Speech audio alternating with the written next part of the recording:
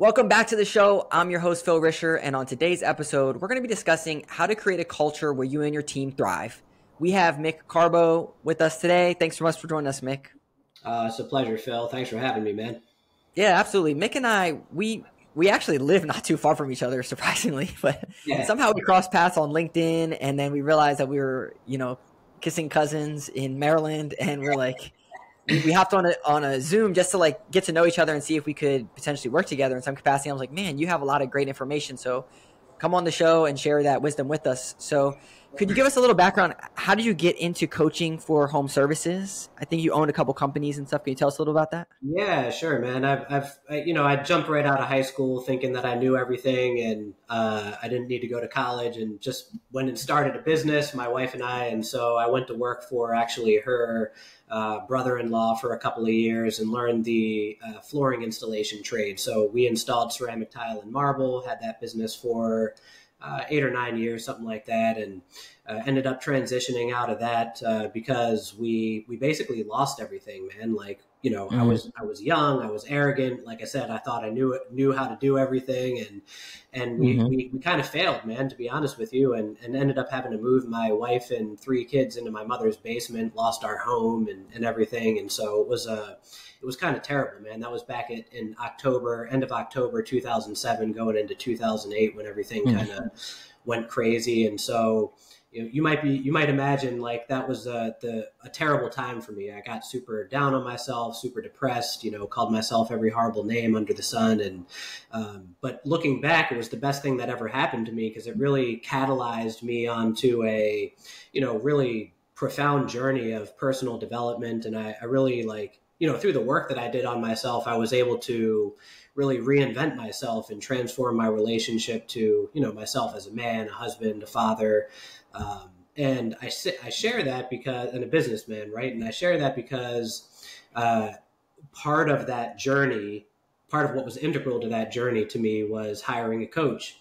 And I had started another company. It was a jewelry business, actually. We bought and sold people's unwanted jewelry. And I hired a coach because I thought, hey, I have the capacity to screw everything up and lose it all. So I might as well see if I can get some help. And really that relationship with this coach really supported me on this journey, right? So I decided to get trained and really only to become a better coach and a better leader to my employees. But what I got from that program that I wasn't, expecting, is I really fell in love with this idea of, supporting people and supporting businesses to really grow and thrive. And so, starting out as a coach, you kind of attract people that are similar to you. So I started attracting a lot of, contractors and blue collar type of businesses. Yeah. One of the things that stuck out to me when we talked before, to the audience, I come across a lot of coaches or EOS implementers and these types of people, which are great and good people, and EOS is a great system. The thing that stuck out about when I was talking with you is that you don't prescribe necessarily to a specific type of solution. It's more so about fixing the current problems that you have in your business when it relates to like a home service business. You mentioned going through some training, though. I'm curious, like what type, the coaches, like what type of training do coaches actually go through to become coaches? Yeah, that's a great question. By the way, we can talk about this later if you want. I actually do work pretty closely with an EOS implementer. We actually refer business back and forth to each other, which is super cool. So that could be something interesting to talk about. But and I bring that up now because he and I actually got our coach training through the same organization. That's how we know each other. Okay. I've known him for a dozen years now plus, and so. The organization that I got trained through is called Accomplishment Coaching, and it's this word is going to maybe throw people for a loop, but it's an ontological coach training program. Ontology is the study of being, right? Like the study of the nature of being, and in particular, the nature of being a human being. And so I was essentially trained how to coach anybody around anything when it comes to like relationships or, money or time or leadership, all these different things, so that, people who take this program, that they'll go out and they'll call themselves either a life coach or a leadership coach or a business coach, health and wellness coach, because it's applicable to pretty much any situation. And so that's where the coaching skills training came from.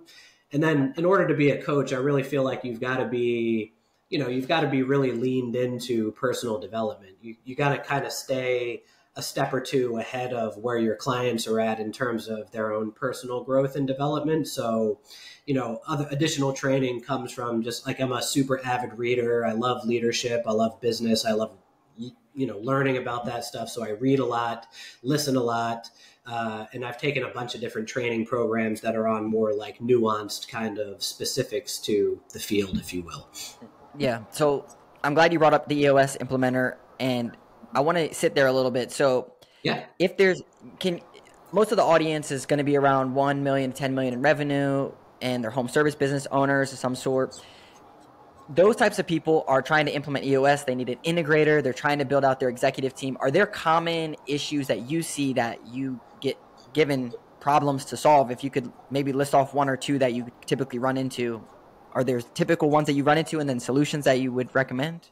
Well, I really feel like it's the people, like putting the right people in the right seats, and then when do you move them around? When do you invest in coaching and growth and development for that person? And when is it time for them to go? Right. And so I feel like there's no black and white, like super easy answer to that question that is a one size fits all, if you will. And so, what we do is we come in and go ahead. I was going to say, let me throw out an instance to you. Someone has a general manager and they're a firefighter. They're running at all the problems. They're not delegating. They're not coaching their team. That business owner is like, what coaching do I sign them up for, Mick? Like, what do I even do for this person? Because they're just naturally running to all the problems and they're not actually managing anything. Yeah, well, I think that and EOS is great for this because it's very system and process oriented. So either way, regardless of whether or not a company is using the EOS system, part of that is a step above that general manager, meaning like you got to be doing performance appraisals. You got to be doing them regularly, at least once a year, if not twice a year. You've got to be sitting down with this person and giving them feedback, setting very clear expectations, making very clear agreements, and pointing out when they are not living up to the standard, right? And so the type of coaching that person needs is they need, somebody to sit down with them, somebody to take an assessment of, what their strengths are, where they're falling short, what their goals are, and making sure that those goals are aligning with the company's vision and mission and strategic plan for the year and all of that, right?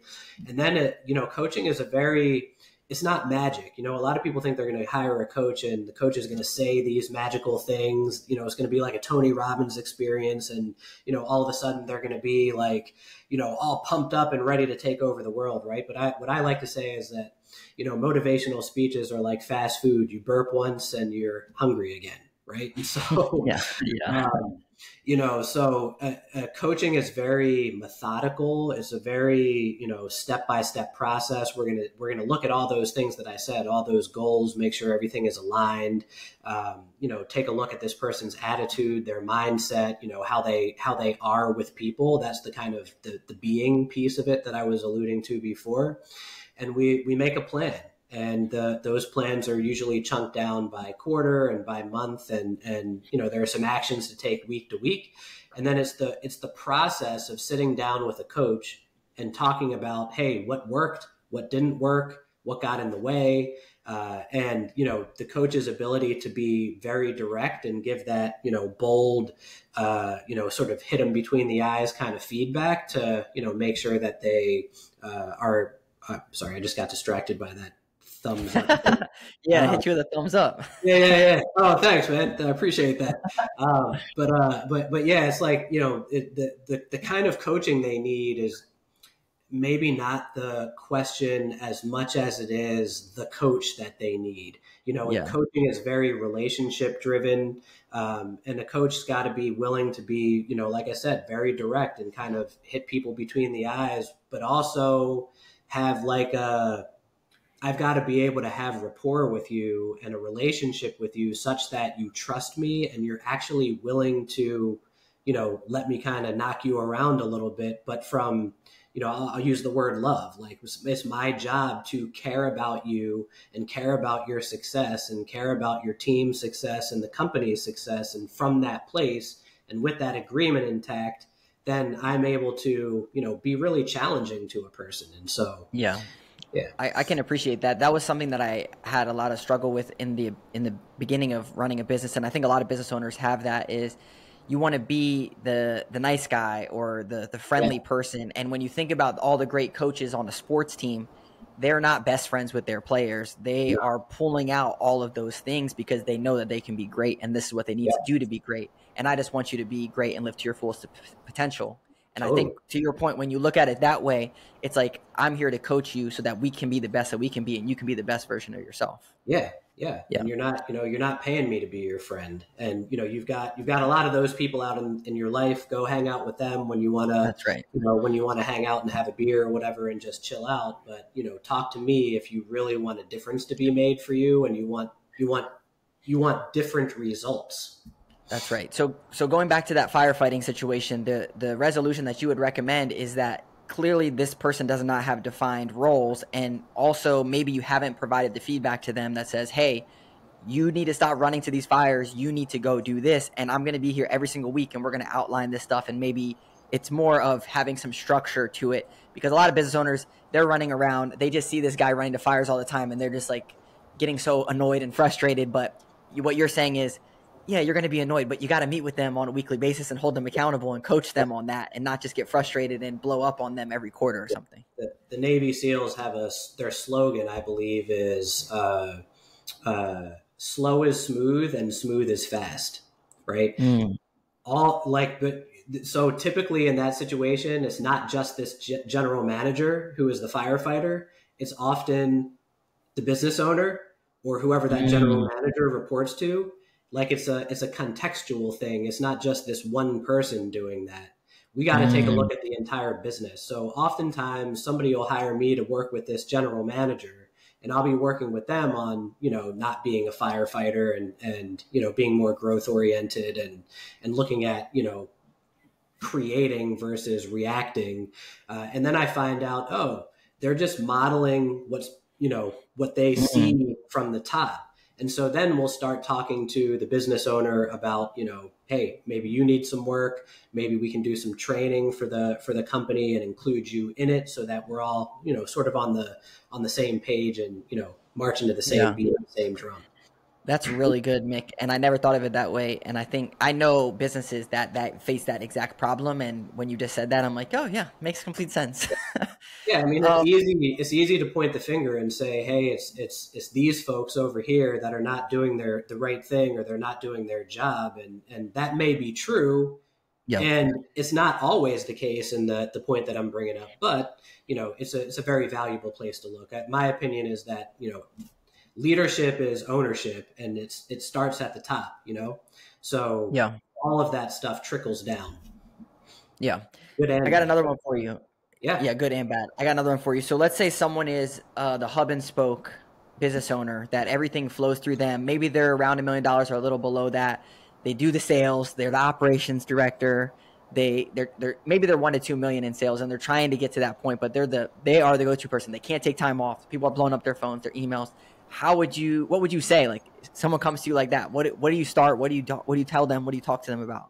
I'm going to tell them that they're going to be upset with me a lot, and mostly because I'm going to be standing for them to slow down. That they've got to really look that I've been there. I've been that guy, and there's usually several places to look. Their leadership, the way that they lead, right? How they relate to themselves as a leader. Are they actually willing to be the person who is leading and not doing? There are sort of interpersonal dynamics going on that, create the context for people to want to be the one doing all the things, the hub and spoke person like you're talking about, right? Mm-hmm. But then there's also it's sort of like I'll call it a shotgun approach to things. They want to take care of everything, and they want to take care of everything right now. So part of the work that we're going to do with them is we're going to really work to chunk things down, create like in the EOS system, they call them the quarterly rocks, right? They need those quarterly rocks. They need milestones that they can know if they're on the right path to hitting those goals, and they need to know what the action plans are to reach all of those milestones, and they're going to be different in all of these different places. So that's where we start. And then by going through that sort of process, I feel like, again, after the business owner has slowed down a bit and they've seen all of these things and they've seen the impact of them being that hub and spoke leader, because the impact is vast, right? Like them doing all the things is impossible. Like if you're listening to this podcast right now and you're that guy or you're that gal and you're out there and you think that you can do it all and you're like, you've got that superpower. I hate to burst your bubble, but you're going to find out soon that you can't, there'll be a ceiling to your growth. Right. Yeah. Yeah. Go ahead. Oh, I was just going to say the thing that stuck out to me when I was in that position as well. And what ended up happening was I was 30% sales manager, 30% operations manager, 30% operations person. And imagine if you had someone that was 100% in all those roles, they're going to do better than you. Even if they can't do better than you at it 100%, they're still going to do better than your 30%.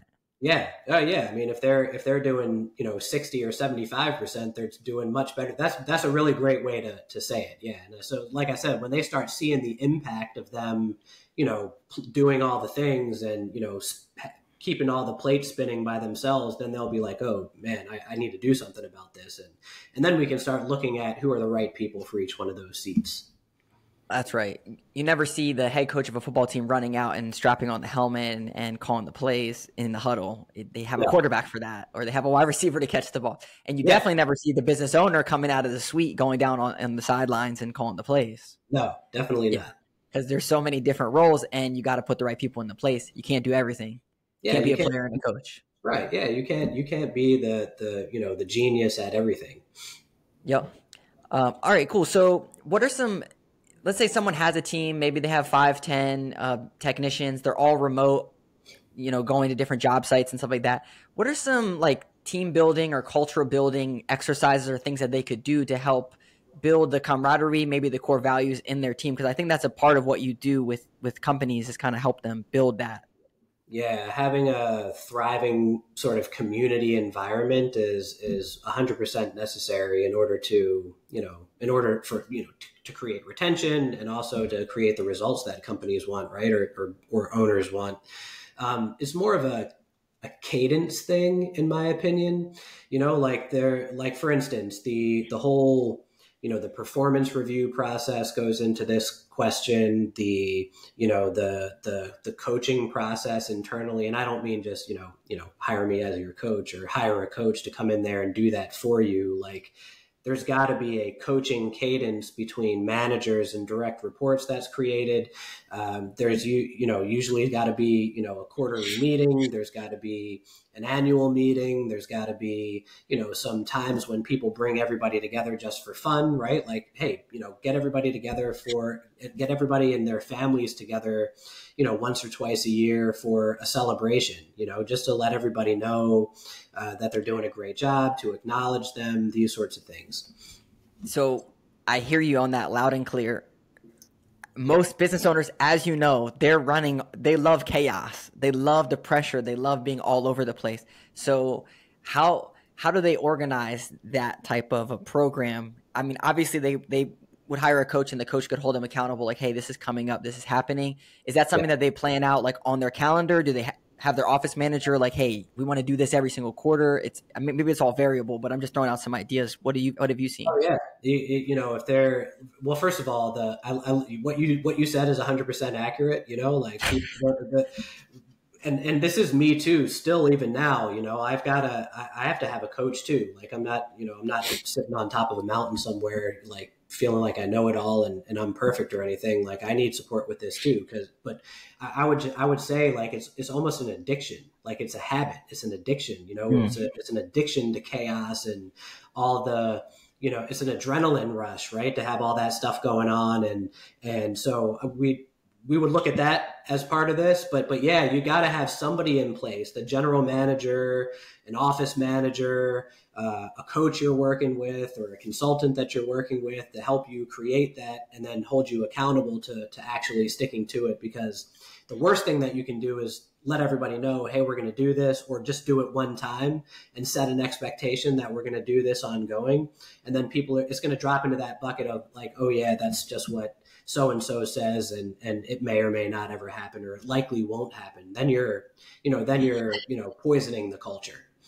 Yeah, that's right. We see this in marketing too. Like you got to do the same things over and over again. Your newsletter has to look the same because people see it and they resonate with you, and the branding, it has to be on point every time, where a lot of times business owners are like, well, can't we just switch this up? It's been the same thing for the past year. And it's like, no, you have great numbers and people love it, and you don't want to switch it up because it's good.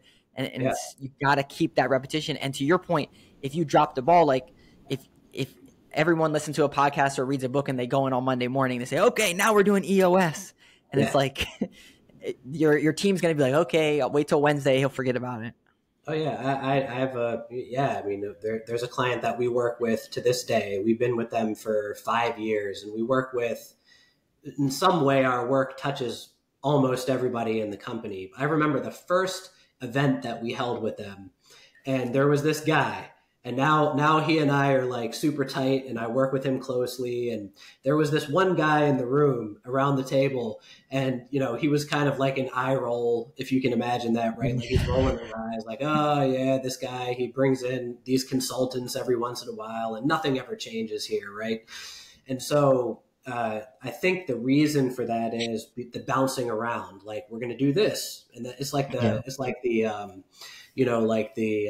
flavor of the day, right? We're going to do this this year, and then we're going to try this, that. You've got to stick to something, and you've got to be patient. I think that's the key. You can't hold one team building event or like one, quarterly meeting to, set intentions for the year and get everybody on the same page, and then think your culture is going to immediately shift in a moment, right? I like to kind of relate it to like shifting a culture and creating culture inside of your company. It's almost like taking a freight ship in the middle of the ocean and turning it 360 degrees. Like it's challenging and takes some time. Yeah, I think there's a big part of building the trust amongst everyone on the team, where like if someone messes up, it's not my job, it's not on me. Yeah. But it's more so about what's the big picture here and how are we working together as a team. If we go back to the sports analogies, like we're trying to win a championship. So, dude, I need you to pass me the ball here and run this play. You can't be over here doing this thing. Yeah. And building that culture that they can go and manage each other to a certain degree to be the best that they can be. It takes a long time to build that trust. Oh, yeah. I think that's what you're saying. But once you get there, it's very, very powerful. Yeah, it's trust and empathy too, right? Like, the a business owner has to have some empathy for the firefighter, right? Like, yep. and trust the relationship is the thing that's actually gonna to create some change there. But also too, like what happens when that general manager is being given a directive by their senior leader and they don't actually agree with that? Then what? So that's where empathy comes in, right? Like you've got to really understand, hey, this is the boss, right? Like this is the leader who's above me, and you've got to have empathy for that person and their point of view, right? Like they've been thinking about this, directive or, this new way of going about the business or whatever. They've, from their vantage point, they've made this decision for good reason, and you've got to trust that, and you've got to have some empathy for it, even if it doesn't work out, right? And then you can go back and, practice managing up and being like, hey, boss, I told you I thought we should have done it a different way, and here's why, and can we talk about this, and maybe we can, come to an agreement. So, yeah, trust and empathy all day. Awesome. one of the things when you start working with a client, you do some type of, I would imagine like some performance or needs assessment of some sort to like figure out what's going on in their business. What are some of the questions or things that you ask them to uncover problems or what to fix next? Or what do you usually talk about? Oh man. Well, so we do this in a couple of different ways. There are some, there are some standard questions that we ask people, but oftentimes we'll interview several senior leaders before we go and do that assessment because I want to find out what's going on from their perspective, and that's going to help me actually craft the questions to answer the other people that we're going to survey, right? So it's a lot of the work that we do is very custom.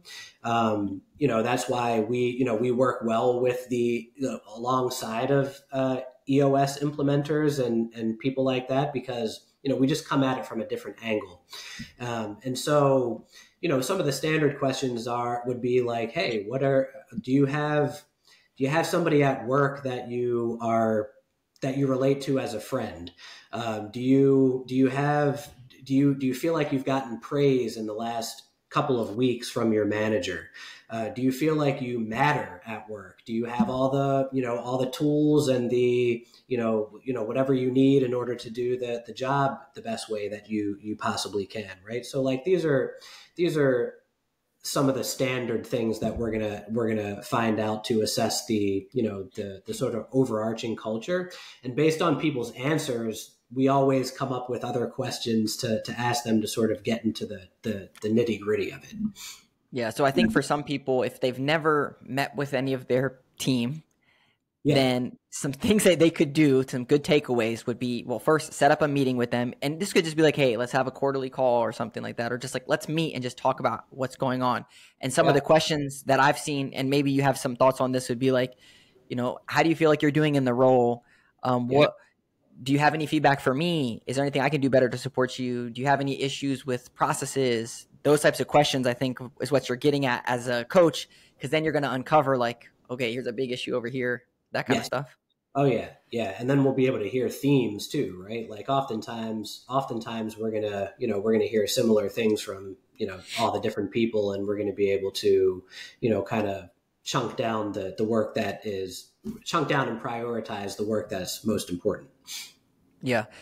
Well, this has been great. I have a couple other questions for you. The first one would be, is there like a common issue that is holding people back that you're like, if you guys could just break through this big thing, this is going to solve the problem? And it might not be like every single person, but one that you commonly come across that's like, yeah, this is definitely clearly holding you back. And think like that $1 to $10 million range.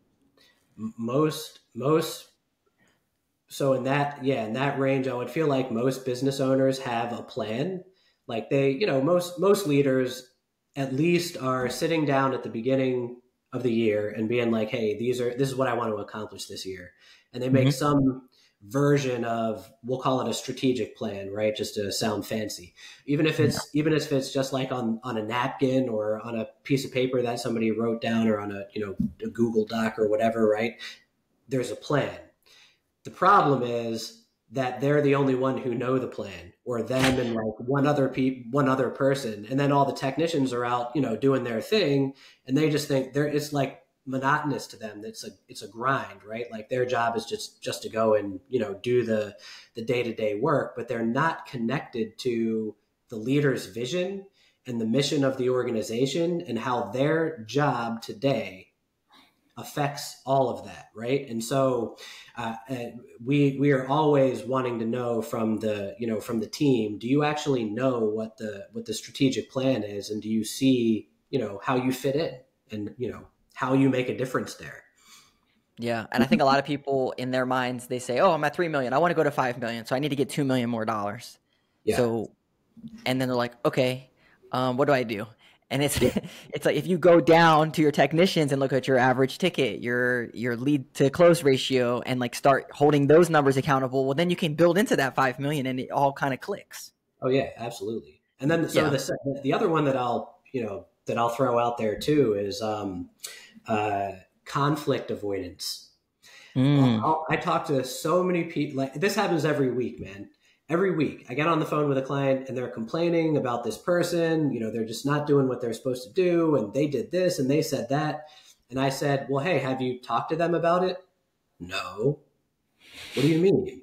I can just talk to them about, like, dude, you've got to sit down to this person and like address this thing head on and say, hey, you know, and then, you know, sometimes these things are happening outside of an agreement, right? So, hey, if there's not an agreement in place, they don't know your expectation, there's some sort of ambiguity there, you've got to make that clear. And if they don't know that they're operating outside of the standard that you're setting for them, how is anything ever going to change? And so I think that, you know, again, this is some interpersonal stuff with people. They don't want to, you know, they don't want to piss people off, or they don't want to, you know, they don't want to get upset and like fly off the handle or whatever it is. Right. But yeah, that's definitely. I think you hit something there that I wanted to just uncover again, was that a lot of times the business owners, from what I've seen, they will go to those people and say like, hey man, you're messing up. You need to stop running to these fires. You need to solve the problem. You need to, and they're like giving them this constant feedback. But I think what you said is the biggest thing is that you haven't laid out the expectations of that position. So they're just doing whatever they think, that they're just trying to figure out the problem, when you need to go in and set the expectation and what is, and even if it's just, hey, this year, here's what I really want you to focus on is this thing. That way you can hold them accountable to that when you're sitting down with them on your weekly calls or whatever. Well, it's the expectation and an agreement. Like a lot of times people step over that part too. They'll be like, hey, here's what I expect. And you know, you don't know what that person is thinking, and that, like, you've got to literally say, here's what I expect, you know, this by this date or whatever, you know, just as an example. Are you willing to do that? Do we agree that this is your role and what you're going to be held accountable to a week from today? Yes. Yeah. Now we have a very, very clear pathway forward and something to be held accountable to. Yeah. And I think this goes back to building the trust that you're not going to forget tomorrow. Yeah. Exactly. Yeah. Like, we have a set meeting every week. We're going to get on here. It's going to get uncomfortable if you don't stick to this agreement. So yeah, exactly. And then, you know, and oftentimes I feel like most people, you know, they don't want to show up and have that conversation every week and constantly be falling short. Right. Yeah, and so that does something to a person. Right. And it's simple stuff, but man, does it work? Yeah, man, I completely agree. This has been really great, Mick. Where should people go to connect with you, learn more about your business? Where should they go? Yeah. So our website is carbocoaching.com. So that's carbo, like carbohydrate without the hydrate, and the word coaching.com. And I guess the best place to find me other than that would be LinkedIn. So LinkedIn, you can just look me up, Mick Carbo. I'm sure there's other Micks and other Carbos, but I don't think there's another Mick Carbo out there. MICK, right? Yeah. You got it. Just like Mick Jagger. Cool. And who's a good company for you? Like, if you could build your ideal client, who would that look like?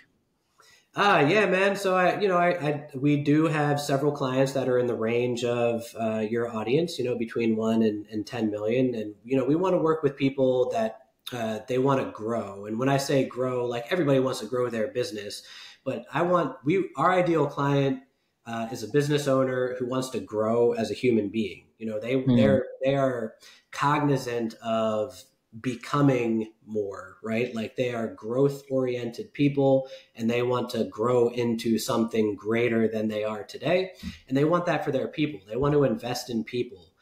They want to see people thrive and have a fulfilling experience of work and life, and they want to be a part of that. And so, that's what I would say.